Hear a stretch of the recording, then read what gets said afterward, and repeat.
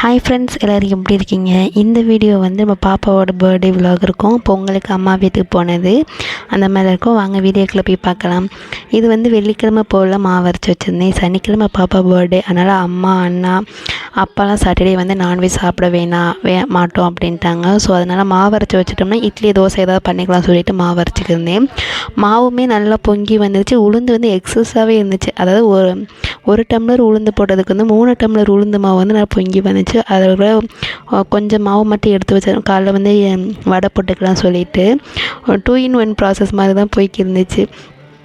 சனிக்கிழமை காலையில் இருந்துச்சு வடையை ஃபஸ்ட்டு தட்டிடலாம். ஏன்னா நைட்டே நம்ம மாவு அரைச்சி வச்சுட்டேன் சொல்லினால ஃபஸ்ட்டு உளுந்த வடைக்கு தான் என்னோடய சைடு நான் எப்படி பண்ணியிருக்கேன்னா, உளுந்த மாவு கொஞ்சம் வந்து சீரகம் மிளகு மட்டும் பொடி பண்ணிவிட்டு பெரிய வெங்காயம் ஒரு பச்சை மிளகா கருவேப்பிலை மட்டும் போட்டு கொஞ்சம் கடையில் நல்லா ஸ்வீட்னஸ் மாதிரி தெரியும்ல, அதுக்கு வந்து லைட்டாக வந்து ஜீனி போடுங்க. நல்லா ப்ரௌன் கலரில் இருக்கும், நல்லா டேஸ்ட்டாகவும் இருக்கும். நீங்கள் ட்ரை பண்ணி பாருங்கள்.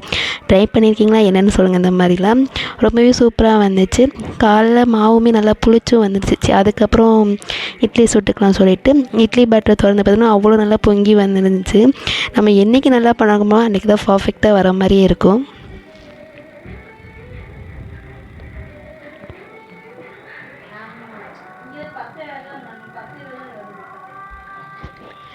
இட்லி நல்லா ஊற்றி வச்சுட்டு அதுக்கப்புறம் வந்து கேசரி பண்ணியிருந்தேன். கேசரி வீடியோ வந்து நான் ஷார்ட் வீடியோவில் கொடுத்துருப்பேன். ஆக்சுவலி ஷார்ட் வீடியோவில் சொல்லியிருந்தேன் பாப்பாக்கா விஷ் பண்ணுங்க சொல்லி. ரொம்பவே ஹாப்பி. அவங்க நேம் லிஸ்ட்டு வந்து நெக்ஸ்ட் ஒரு ஷார்ட் வீடியோவில் வந்து நான் நேம் லிஸ்ட்டு வாசிக்கிறேன். இதில் எடுக்கணும்னு நினச்சேன். அம்மா வீட்டுக்கு வந்ததுனால எதுவுமே நான் நோட் பண்ண முடியலை. ரொம்ப சாரி. எல்லாருக்குமே ரொம்ப நன்றி சொல்லிக்கிறேன்.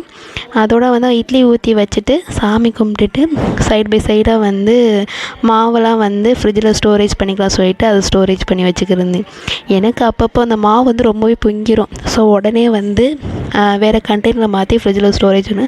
பாப்பாவும் கொஞ்சம் ஹெல்ப் பண்ணாங்க. பர்த்டே எதுவுமே எனக்கு சின்ன சின்ன ஹெல்ப் பண்ணியிருந்தாங்க. ரொம்பவே ஹாப்பியாக இருந்துச்சு. பெருசாக ஒன்றும் செலிப்ரேட் பண்ணலை. இட்லி அப்புறம் சாம்பார் உளுந்த வடை அந்த மாதிரி தான் வச்சுருந்தோம்.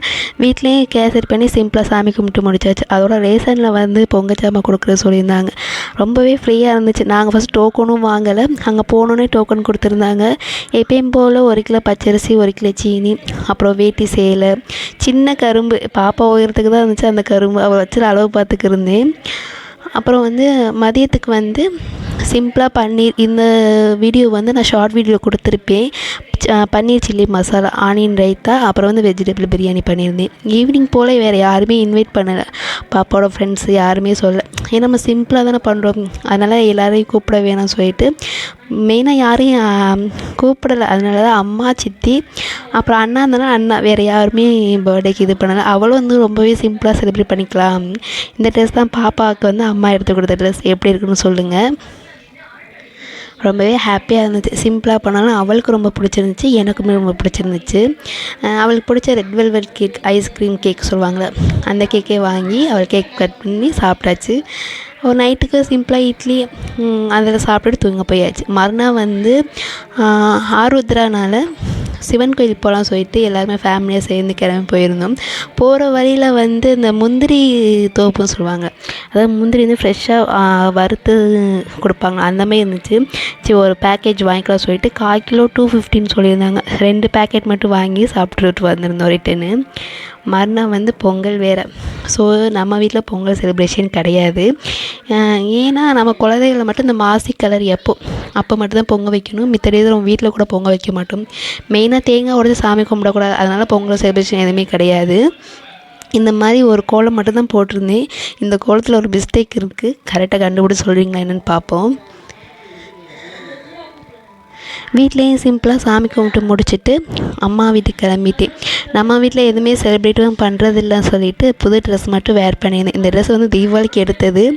இப்போ தான் ப்ளவுஸ் ஸ்டிச் பண்ணி சரி அம்மா வீட்டுக்கு கிளம்பிட்டு. பாப்பாவுக்கு இந்த ட்ரெஸ் எப்படி இருக்குன்னு சொல்லுங்கள்.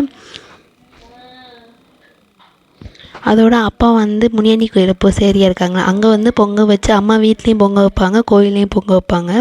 அங்கே பொங்க வச்சு சாமி கும்பிட்டுட்டு அம்மா வீட்டுக்கு நேராக கிளம்பி போயாச்சு. இதோட இந்த விலாக் முடிச்சுக்கிறேன். இனி நெக்ஸ்ட் ஒரு வீடியோவில் பார்க்கலாம். பாய்.